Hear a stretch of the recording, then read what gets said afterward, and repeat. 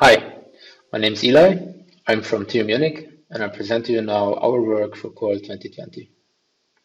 The aim of this work is to provide a unified view connecting vision and motion in a single framework.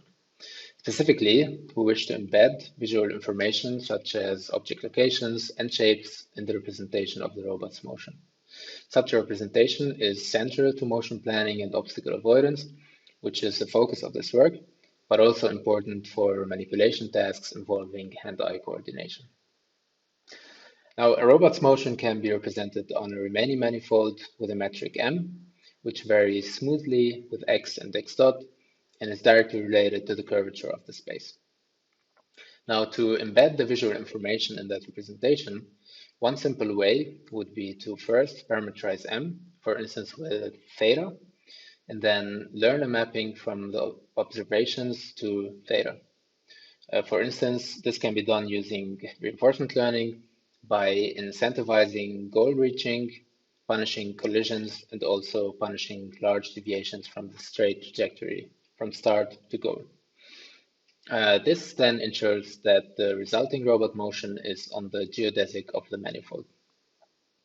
Now, even after taking advantage of the properties of the manifold, the dimensionality of theta is still high, meaning that our RL has a large action space, which would then require a large amount of samples to converge if it does.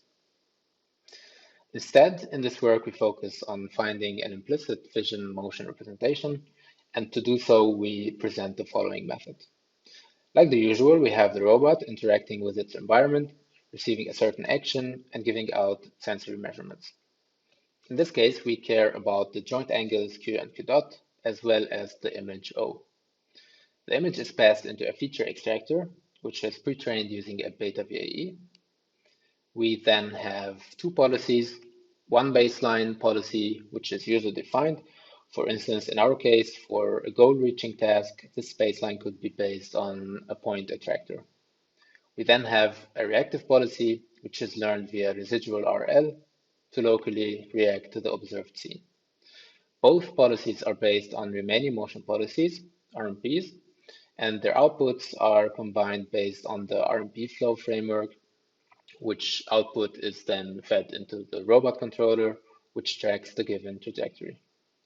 By using the reward function we previously described, the reactive policy learns an implicit vision motion representation, which enables a successful obstacle avoidance by moving along the geodesic of the corresponding manifold. In general, the framework can be thought of as a way to combine a blind global planner with a reactive planner based on vision. As for results, our first experiment is a proof of concept.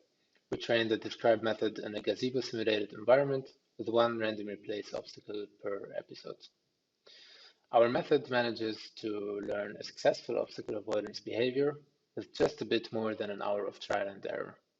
This is shown in our figure, where our method is referred to as RPL. We also compare the full method to the case where we skip the baseline policy, which we refer to here as vanilla learning or VL, and show that skipping the baseline reduces the sample efficiency, as can be seen in the figure on the left, and also leads to a substantially lower success rate, as can be seen on the right. In the second experiment, we test our method on environments with multiple randomly placed obstacles per episode. Namely, we experiment with up to 3 obstacles with different shapes. Again, our method manages to learn a highly successful policy in a relatively short time. We show a sequence of this behavior here.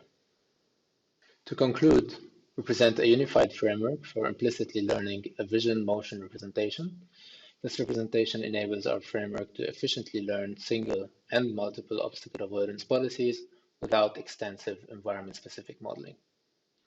For future work, we plan to first experiment with dynamic obstacles using the current representation, but also while revisiting the learning of explicit representations.